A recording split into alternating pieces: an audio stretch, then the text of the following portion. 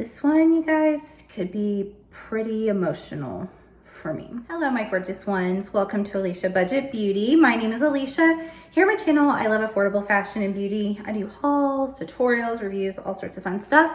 So if that sounds good to you, please subscribe, be a friend, stick around.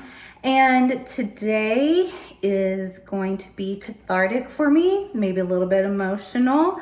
This is very close to my heart. So we have a brand new palette to test out, create looks, discuss, get a little bit deep from Gourmande Girls. And it is the Warriors Wear Pink palette. Obviously you can tell by the artwork and by the name, this is in honor of breast cancer survivors, breast cancer warriors, those who have passed from it. This hits very close and recently close to me and my family. So I'm gonna do my best to get through this without crying. But if you want to see inside this palette, see some swatches, close up, see me create two vastly different looks I have planned with this, and just, you know, if this might mean something to you, a lot of us have been touched and affected by cancer, specifically breast cancer. So if that sounds interesting to you, keep on watching. Now, just in case you don't know Gourmande Girls, you've never heard of the brand, it is owned by one of the sweetest, I call her an angel on earth all the time. Her name's Christina. Christina is such an advocate for animals, for people, for women, for Latinas. She is a Latina girl and it's a Latina-owned brand, obviously. And she's always thinking of others. She's always helping out, donating part of her money to different things. A lot of times it's to like dog shelter. She's a dog lover, takes them in when they're old and often dying of cancer.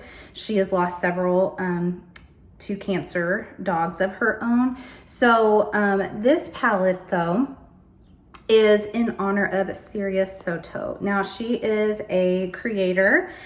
She is an incredible makeup artist. I will just pop in some pictures as I'm talking here. She is a breast cancer survivor and currently still a warrior. And I believe this palette is also dedicated to her mom. Let's see, Susie B as well.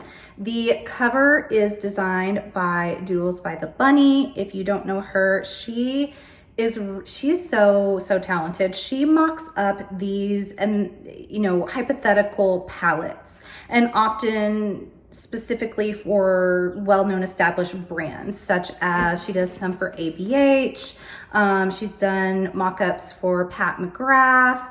Not that they paid her to do it, but she does these, you know, as if, what if the palettes looked like this? So often her color stories and her artwork, and this fly, flies are trying to sabotage me. It's back to summer. Sabotage.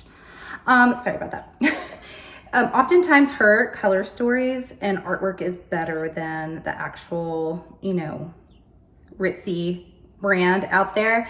But Christina has really, they've taken, you know, like a friendship up, and Christina really respects her abilities and her artwork. So I think she said she's going to start using her from now on to do all of her artwork and also, you know, like layouts. So I think that's really neat that they've teamed up. And so part of this proceeds also is going to go to help out with Siria's battle with breast cancer, which I think is amazing. So here is what the inside of the palette looks like. And the imprints, I'm going to put in a close-up video, also swatches here in a minute, where you can see it in more detail. But I mean, you have the ribbon in here, the names in here like Hope, Faith, Amor, Warrior, Brave.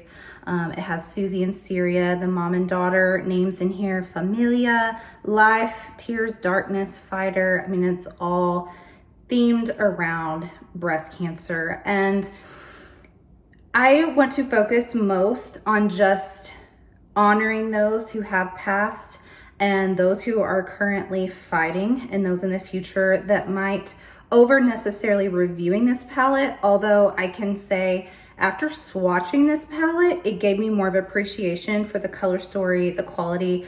I already have so many palettes by Gourmande Girls. I think I have them all except for maybe one. This one actually at first glance, I was like, oh, this reminds me of the Paris palette, the Amor L'Amour palette, just with like the reds, and there's a black and like the cream in there. It really kind of and the pinks reminded me of that a little bit, but you do have obviously some other little pops in here. This is definitely one that after you swatch, you're like, whoa, it looks different swatched almost than it does in the pan. Like, it's pretty here, but it's even prettier swatched. Don't worry, I'm gonna show you in just a second.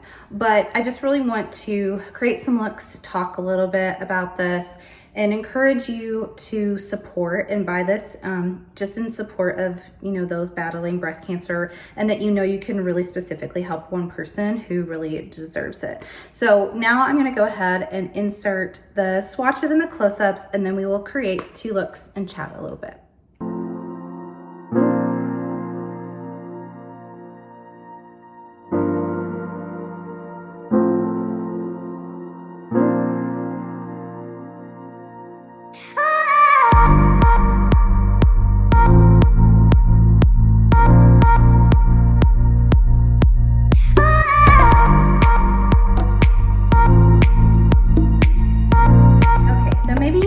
What I mean about, like, this is even more special swatched out than it appears in the pan. Some palettes are just like that.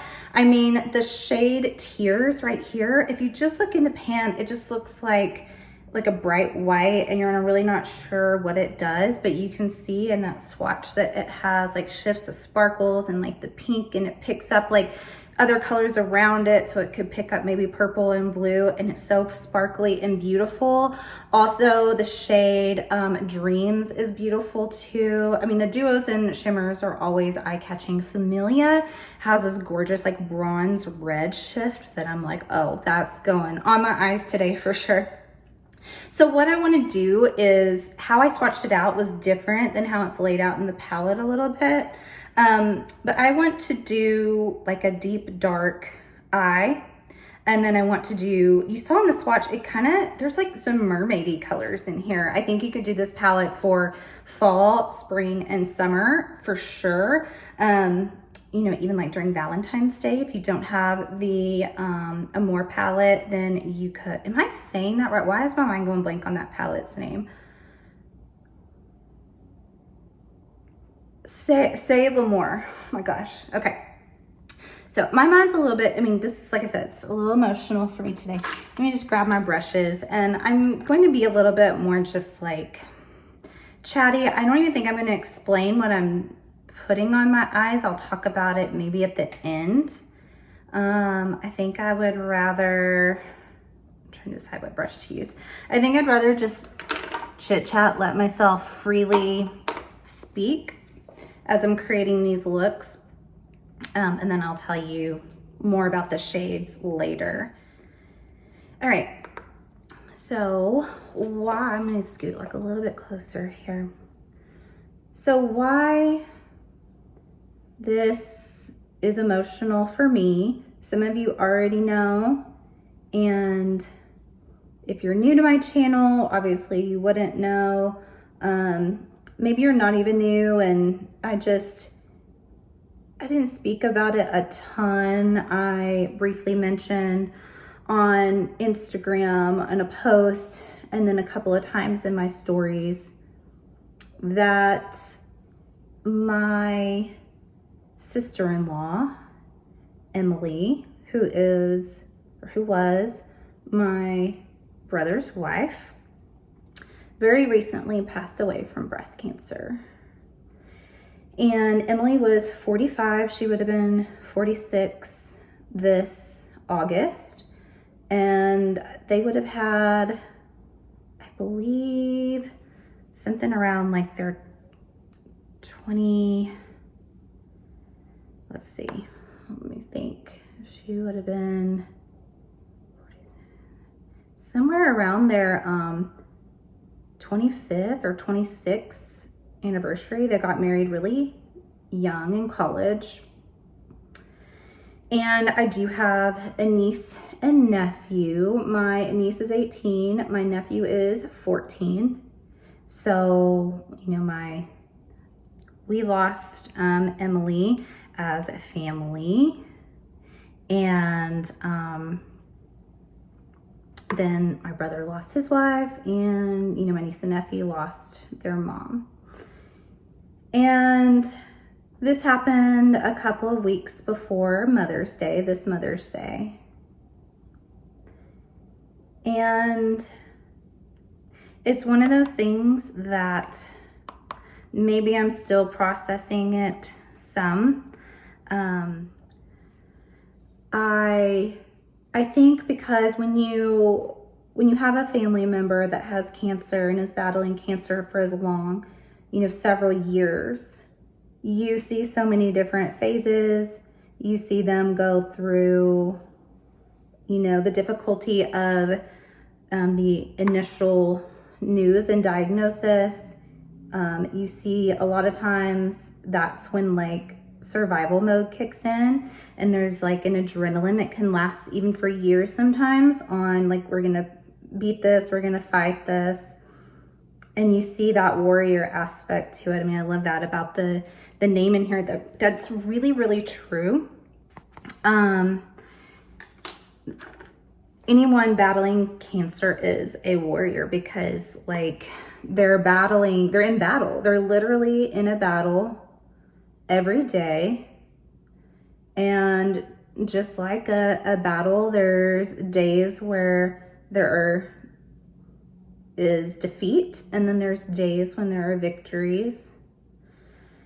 But when you're on the outside looking in, especially, you know, someone not living in the home, seeing it every day, you don't always know all the nuances of the process and everything that they're going through. And so Emily definitely put up a major, major, major fight with this. I mean, everyone commented on that after she passed, of just like how strong she was, how positive. I mean, she forever was just very determined that she was going to beat it, that it wasn't going to get the best of her. Even times when she had some not so great care. I mean, some doctors were amazing, according to my brother, but there were some situations, including the initial diagnosis, where, I mean, she was kind of ignored, or things were missed initially before it was found. That's, you know, frustrating. My brother in the funeral talked about it and really encouraged women and young girls to be vigilant and persistent about your health, because a lot of times the doctors aren't going to do it for you. So, but despite some of those things, and how I think a lot of people would become bitter, frustrated, give up, all those things, Emily stayed very, very positive for her family, for herself. She had very strong faith. I myself am a believer, and, you know, I know I'm of the mindset, especially here in the beauty world and creating, I love all different walks of life, different types of people. I have my whole life, regardless of my faith. And being a Christian, I really try to just include everyone. Tried my best not to judge people, and it's not something I hide, but I don't bring it up all the time. Like say on my channel or like on my Instagram, partially because I want just my actions to speak for themselves. Like I want people to be like, oh, she, you know, overall seems like a very happy, joyful person. Like, what's the secret? You know, like, or she's hopefully kind and I would rather my actions speak for themselves sometimes than just be like, hey everybody, I'm a Christian, you know. I don't know why I'd have to talk like that. But anyway, I'm getting off topic here. But I just want to say, faith definitely plays a big part in how long sometimes people can put up their fights. You know, like if you don't believe in anything, it's really hard to keep fighting through something like cancer. And Emily had tremendous faith. And so I know that's one of the main reasons why she was able to fight as long as she did. And with the attitude that she did as well. That's really pretty. Oh my goodness. I knew I was gonna love that. Don't worry, I will talk about these at the end, but wow. That is so pretty. Oh my goodness. Maybe a new favorite, like, duo. Wow. Anyway, so, I did get to say goodbye, which I think is this is where I'm gonna try not to cry.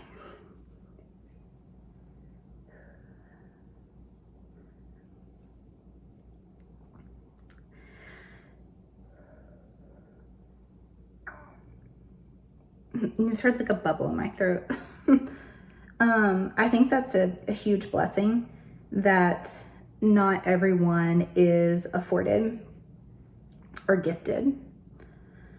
Obviously, when they have to say goodbye to a loved one, you know, as terrible as cancer is, and watching someone suffer towards the end, you are somewhat prepared and do have a little bit of a warning. Whereas I've known people, you know, to suddenly lose their loved ones without, you know, whether it's a car accident or, you know, whatever it may be, a heart attack. So I do feel extremely, extremely grateful that I got to say goodbye, that my brother and the kids, my niece and nephew. So the day that it happened, she had slowly been declining. I mean, for years, you never even knew that she was sick because she kept going to work. She kept working out. She was a very, very healthy person. That's the other thing that's so crazy about cancer is it doesn't discriminate. You know, it was hereditary for her. Also, mind you, not long before she passed, her mom also passed from cancer. So my niece and nephew lost their grandmother and their mom very, very close together. And so it was hereditary. And Emily was a dancer. That was her major. She taught dance. That's what she was currently doing before she passed. And I mean, the craziest wind just came through. Wow. Okay. Just so still, and this crazy wind came. So up until, I mean, literally like weeks before she passed, like she was still going up to work. She was on oxygen. So she would have to wheel that around, but she just didn't want to give up on her students. She didn't want to give up on life. So, she kept going much, much longer than most would be able to. But towards the end, I did get to go see her, maybe about a week and a half, almost 2 weeks before she passed, and sat with her. I got to tell her something.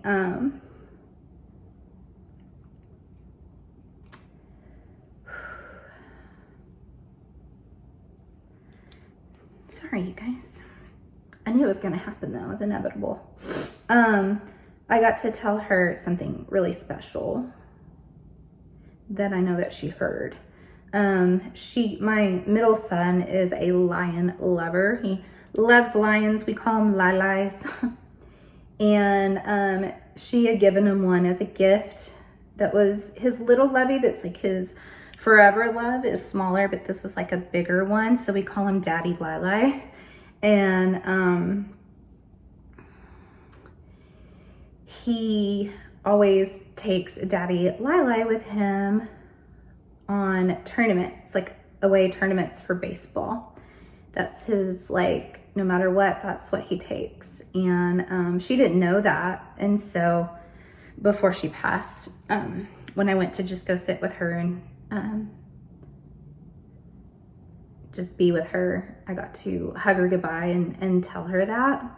And she nodded. So I know, I know that she knew, and that was important to me. But as far as the day that she passed, it was a Sunday and we were in church. We had to sit in this outflow room because my husband will only sit on an outside seat. He hates, I'm cleaning off my brush, by the way, is why I look so weird. Yeah, he'll only sit in a outside seat. He has like issues with feeling cramped. So we got there a little bit late and we had to sit in this outflow room, and we're in there for just a little bit, and I had my phone on vibrate and it was going off, and in my head I was like, it's my mom and she's sending me something about Emily.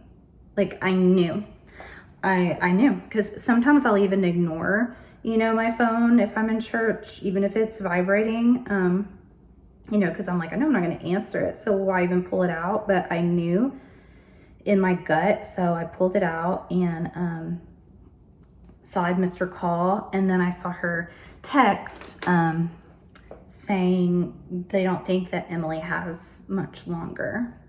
Mind you, she is on hospice, so she was at home in the comfort of her home. And so I called her, excused myself, and went out into like the foyer and called her, and she said, like, I don't know anything yet. We were called by someone saying that we needed to get over there quickly. And so we grabbed the kids out of their like class, and it was kind of hard because, we had sheltered them from a lot of it. They knew, like my oldest, he's 10, he knew she had cancer, and like he's smart and he knows what cancer is. But my other two didn't really know. Like they'd seen her on her oxygen and seen her decline some. They hadn't seen her since she had really started to go downhill and become really weak. But so, it was kind of hard thinking like, we're gonna take them over there, not knowing what we were gonna see or be walking into. So we get over there and we didn't let the kids into the room, which I'm sure this is something others have dealt with and maybe can relate to. That is such a hard parenting decision, because my oldest after was really upset with us when she passed, because he wanted to see her and he wanted to have been able to say goodbye. But I went back and forth, and like, that was a decision that my husband made and my mom thought it was also best. Part of me wanted to at least let him, not my other two, because they're a little too young. But I just had to kind of go with what they said. And then I felt pretty guilty when he was so upset afterwards. But the thing is, she didn't really look like, I'm done, by the way, and I'm gonna do lashes and liner, but I'll just talk a little bit more. This is cathartic for me, and I don't even know if anyone's getting this far. But I did make him a promise that if we knew someone was passing that he's close to next time, I would let him go in and say goodbye. So sometimes as parents, you just have to make choices and just trust and hope that it was the best.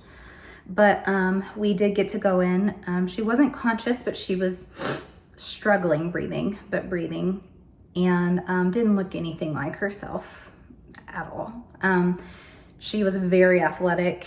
Like I said, she was a dancer, and she had withered down pretty to nothing. And but we did get to sit by her bedside. I got to tell her all kinds of things, like memories that I'd help look out after her kids, that she could let go if she needed to, all those things. And what's really interesting is the hospice worker had told my brother that moms won't pass if they know the kids are in the room, because they just fight till the last breath to stay alive for them. So he was told that, and he told us that when we got there. And we were there for a couple of hours, and it was, we went outside and sat in the sun for a little while, and my niece came out there with her best friend. My nephew was at a baseball practice because, you know, he just wanted to go do something normal. And it was very shortly after that we had left the room, and it was just my brother in there that she passed. So I do think that's probably true. Like, moms just fight. You know, women just fight when they get diagnosed with something like this. And not everyone is meant to make it through. And those that do, it's a miracle, and they are warriors. And I just want to say to anyone that has lost someone to that, I'm so sorry. And if you're fighting, keep fighting and keep believing and having faith. And to Siria, I'm so sorry you've had to go through this. And Doodles by the Bunny, I know she also lost her mom to cancer, so my heart goes out to you. And you know, to Christina for doing this. And like I said, you're just an angel, and I know you've lost pets to cancer. So anyway, I'm going to get on my lashes, my liner, and get myself together and wrap up this very emotional video. Okay, I'm back a little bit more composed now. And here is the final looks. I really love these. Honestly, both of these looks remind me a lot of the Love and Death palette, Amor Muerte palette from Nomad, but on its own. It's beautiful as, okay. So I'm still trying to get myself together. I will tell you, I did also use the Bold and Beautiful highlighter palette from Gourmande Girls. I use this one a lot. It's really pretty. I did a mix of this pink diamond with sunstone for this shine. It's always one of my prettiest like highlighters on the cheeks, and on the nose I used moonstone, also up here a little bit to highlight. I used every shade in this palette, which made me so happy. I wasn't sure. When I first looked at this, I was like, I'm not sure how I'm going to do 2 eye looks in it, not look crazy. But actually, I think that no, they don't go, but they go. You know what I mean? Like, I think I don't look too crazy here. So on this eye, I used Amor, Life, Fighter, Susie. No, I didn't use Susie. Amor, Life, Fighter. I used Warrior, Darkness, Familia. That's that gorgeous shimmer. I love it so much. And then I also used Dreams in the inner corner. Oh, I also used Faith. And I used Hope to kind of make this black gray, like a gradient from black to gray. Then on this eye, I used Peace, Brave, Susie, Siria, CeeLo, Tears, and that's it. So yes, I used every single shade in here, which makes me really happy I was able to do that. I love both of these. I think this is my favorite because I've always been a sucker for like a red shimmer. I love that, and I also love a smoky eye, but I really like this eye too. I love that Tears is so pretty mixed with Cielo. Instead of Cielo, I'm not sure.